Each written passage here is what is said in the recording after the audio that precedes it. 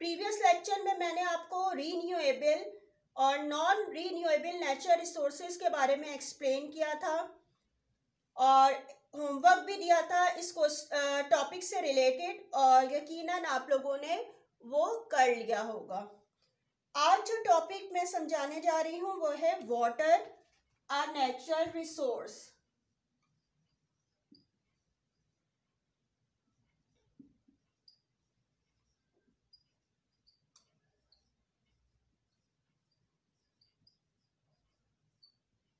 Water a natural resource.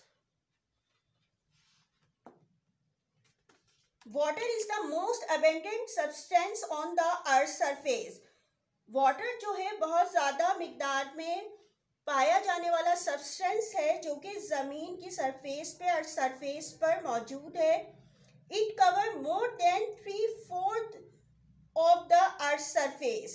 यानी कि 3/4 part जो है वो अर्थ का वो क्या कवर कर रहा है, वाटर जो है उसको कवर करे हुए है, यानी कि वाटर यहाँ पे मौजूद है।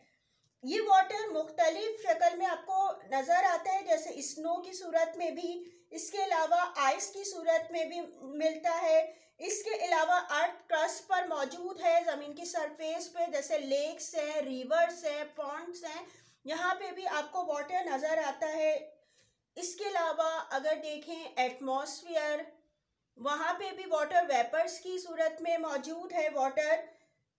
इन तमाम जगह पे वाटर मौजूद है और इतनी बड़ी तादाद में, इतनी ज़्यादा क्वांटिटी में वाटर मौजूद है, लेकिन फिर भी ये कहा जाता है कि वाटर की शॉर्टेज है या स्कैरिसिटी ऑफ वाटर है, पानी की कमी है। तो ये क्यों कहा जा रहा है, वाई? ये इसलिए कहा जाता है क्योंकि 97% जो वाटर है वो क्या है, सी वाटर है, ठीक है, या ओशन का वाटर है। और आपको पता है सी वाटर हो या ओशन का हो तो इसमें सॉल्ट की मिकदार बहुत ज़्यादा हाई होती है, जिसको हम ड्रिंकिंग के लिए खासतौर पर यूज़ नहीं कर सकते, अपने इस्तेमाल में हम यूज़ नहीं कर सकते हैं, ठीक है। और सिर्फ 3% वाटर जो है वो फ्रेश वाटर है, ठीक है। इसलिए हम कहते हैं कि पानी की कमी है, क्योंकि 97% तो ऐसा वाटर है जिसे हम यूज़ नहीं कर सकते और सिर्फ 3% जो है वाटर जिसको हम यूज़ कर रहे हैं। और इसमें भी जो 3% हम जो वाटर यूज़ कर रहे होते हैं उसमें भी अगर देखा जाए तो ग्राउंड वाटर जो मौजूद है वो 30.1% है, और इसके अलावा जो आइस है, ग्लेशियर्स वगैरह जो हैं वो 68.7% मौजूद है, ठीक है। यानी कि सरफेस जो वाटर है वो सिर्फ 0.3% है, या जीरो अदर वाटर जो है वो 0.9%। इसी तरह अगर हम ये फ्रेश वाटर की बात करते हुए आगे बढ़ेंगे, लेक्स जो है वो 87% वाटर इसमें मौजूद है, और जो स्वैम्प वगैरह है उसमें 11% वाटर है, और रिवर का 2% वाटर है, ठीक है। यानी कि इतनी कम तादाद में एक तरह से देखा जाए कि वाटर जो हमारे यूज़ के लिए इस्तेमाल हो रहा है, जिसको हम water is fit for our use, तो वो सिर्फ और सिर्फ कितना है, 0.01%, यानी कि बहुत ही कम मिकदार है जो कि हम हमारे इस्तेमाल के लिए फिट है। और इस पानी को भी जो है ज़्यादातर जो है वो वेस्ट किया जा रहा है, ठीक है। Lot of fresh water is wasted every day, यानी कि आप पीने से ज़्यादा कि आपके पानी की जो है क्वांटिटी वो बहुत ज़्यादा कम है फ्रेश वाटर की आपके पास जो आप इस्तेमाल कर रहे हैं, लेकिन आप देखते हैं लोगों को कि वो बहुत ही ज़्यादा ज़ाया कर रहे होते हैं इस वाटर को।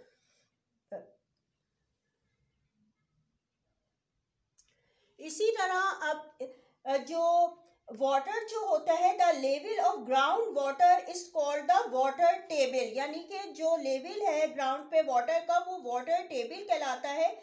लेकिन जो है ये वाटर जो है बहुत ज़्यादा जो इसका लेवल है वो कम होता जा रहा है, और ग्लोबल शॉर्टेज हो रही है वाटर की, क्योंकि इसको बहुत ज़्यादा जो है वो यूज़ किया जा रहा है।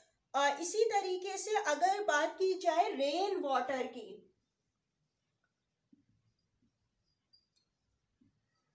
जो ये जो रेन वाटर होता है ये कंसिडर किया जाता है, ये प्यूरेस्ट फॉर्म है वाटर की, यानी कि सबसे ज़्यादा साफ पानी कहलाता है वाटर का जो हमें रेन से मिल रहा है। लेकिन आपको पता है कि रेन जब ज़मीन तक पहुंचती है तो क्या होता है कि जो दरमियान में स्पेस जो मौजूद है, यानी कि ऊपर से पानी हम तक जब तक नीचे तक आता है तो ये डस्ट पार्टिकल्स है और मुख्तलिफ गैसेस वगैरह जो हैं वो इसमें डिज़ोल्व हो जाती हैं वाटर में, और जब वो हम तक पहुंच रहा है तो वो प्योर नहीं रहता। लेकिन वैसे जो है जो रेन वाटर इसको कहा जाता है ये प्योर वाटर है, ठीक है। और लेकिन क्योंकि आपको पता है गैसेस, धुआं है, पोल्यूशन है, एयर पोल्यूशन है, कितनी ज़्यादा मौजूद है, तो जब बारिश होती है तो जो फिज़ा में मौजूद है एयर, जो गाड़ियों वगैरह का जो धुआं है वो सब जो है वो उसमें शामिल हो रहा है रेन वाटर में, तो जब हम तक पहुंच रहे हैं तो वो प्योर नहीं रहता है। अब जो बात करेंगे वो है importance of water and it's uses.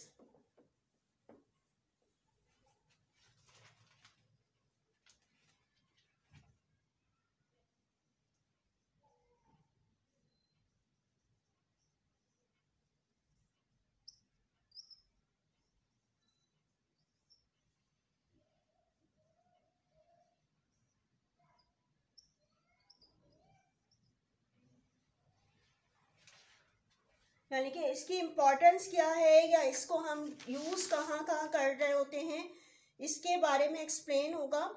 कि वाटर के वैसे तो बहुत से यूजेस हैं, जैसे कि ये ग्रोथ एंड डेवलपमेंट में मदद कर रहा है।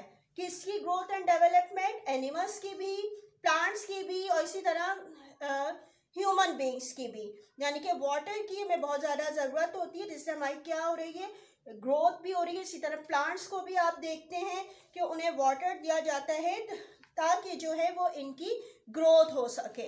यानी कि वाटर की इंपॉर्टेंस में आपके फर्स्ट चीज़ क्या हो गई कि किस तरह हेल्प कर रहा है, यानी कि growth and development.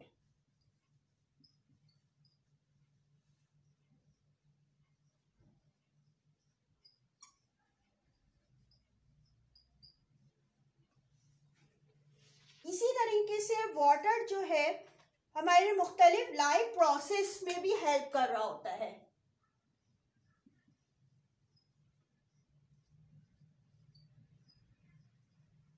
Life processes कौन से हो रहे हैं? जैसे कि हमारे जो अंदर का सिस्टम है, डाइजेशन है, ठीक है, एक्सक्रीशन है, इसमें भी ये वाटर हेल्प कर रहा होता है।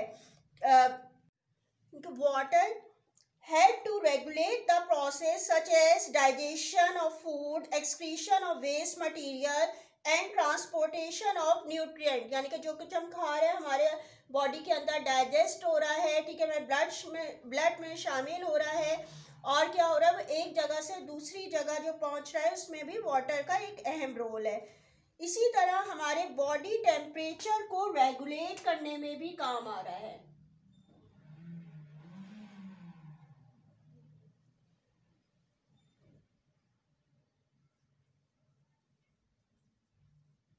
ठीक है, बॉडी टेम्परेचर को रेगुलेट कर रहा है कि आपके जो स्वेट होता है, यानी कि गर्मियों में क्या हो रहा था, आपका जो है वाटर अंदर से लॉस हो रहा है स्वेट की सूरत में, पसीने की सूरत में हो रहा है। तो इससे क्या होता है कि जब हम वाटर पी रहे होते हैं तो हमारा बॉडी का टेम्परेचर रेगुलेट रहता है। इसी तरीके से प्लांट में क्या हो रहा है, एवोपरेट हो रहा है, वाटर जो हो रहा है, लॉस ऑफ वाटर हो रहा है। तो इस तरह भी क्या हो रहा है, उनकी बॉडी का टेम्परेचर जो होता है वो रेगुलेट रहता है कि जब उनको वाटर मिलता है। इसी तरीके से वाटर एक तरह से और किस तरह इम्पोर्टेंस है कि ये फोटोसिंथेसिस में भी हेल्प कर रहा है।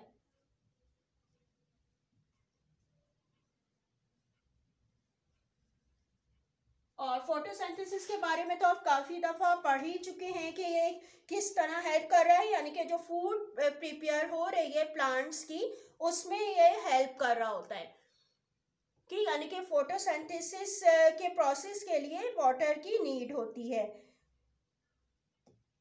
और इसके अलावा जो है वाटर इम्पोर्टेंस क्यों है ये हैबिटेट प्रोवाइड करता है। हैबिटेट क्या होता है? रहने की जगह, यानी कि बहुत से एनिमल्स और प्लांट ऐसे हैं जो कि वाटर में मौजूद हैं, ठीक है, यानी कि उनको एक तरह के हैबिटेट प्रोवाइड कर रहा है। इसकी इंपॉर्टेंस वाटर की इस तरह भी है कि इनको जो है वो हैबिटेट प्रोवाइड किया जा रहा है, उनका रहने की जगह है वो वाटर। यानी कि सी में आप देखते हैं, समंदर में मुख्तलिफ किस्म के प्लांट एनिमल है, इसी तरह लेक रिवर यहाँ पे भी मौजूद होते हैं। इसी तरीके से अगर यूजेस ऑफ वाटर की बात की जाए कि हम किस लिए यूज़ कर रहे हैं, इसका क्या इस्तेमाल है, हम कहाँ कहाँ, तो इसमें क्या है, ये एग्रीकल्चर में भी यूज़ हो रहा है,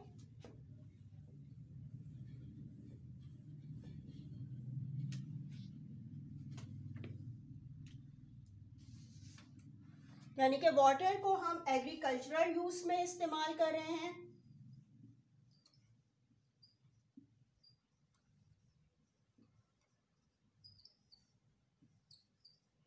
ठीक है, एग्रीकल्चर यूज में इस्तेमाल किया जा रहा है।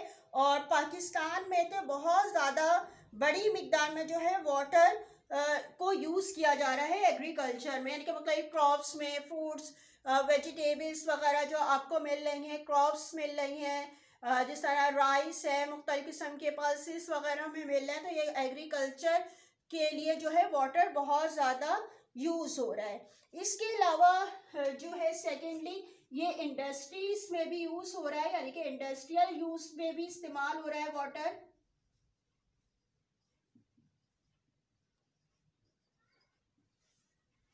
ठीक है, मुख्तलिफ इंडस्ट्रीज में किसी न किसी सूरत में जो है वाटर को यूज किया जा रहा है। इसके अलावा अगर देखा जाए तो सबसे ज्यादा जो यूज हो रहा है वो कहाँ हो रहा है? डोमेस्टिक यूज हो रहा है।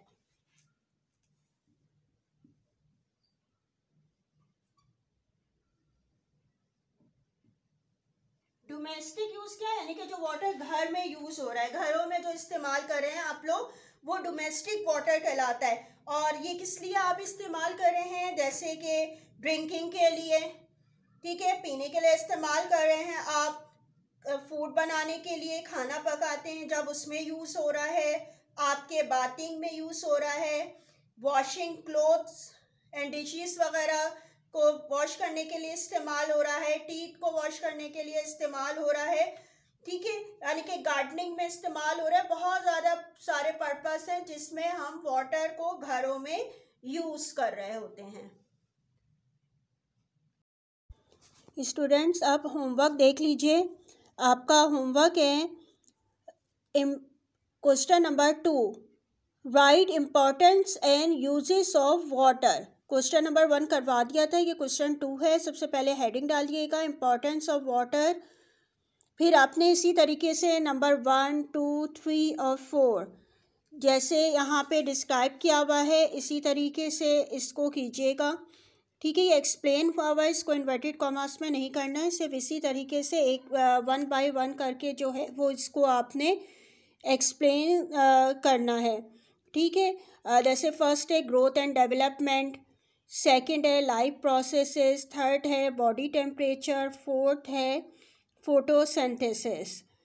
ठीक है, ये अभी यहाँ पे इसका कंप्लीट नहीं हुआ, इसके बाद सेकंड पेज पे भी है, वहाँ से आप इसका जो है करेंगे, फोटोसिंथेसिस का पोर्शन जो है वहाँ कंप्लीट होगा।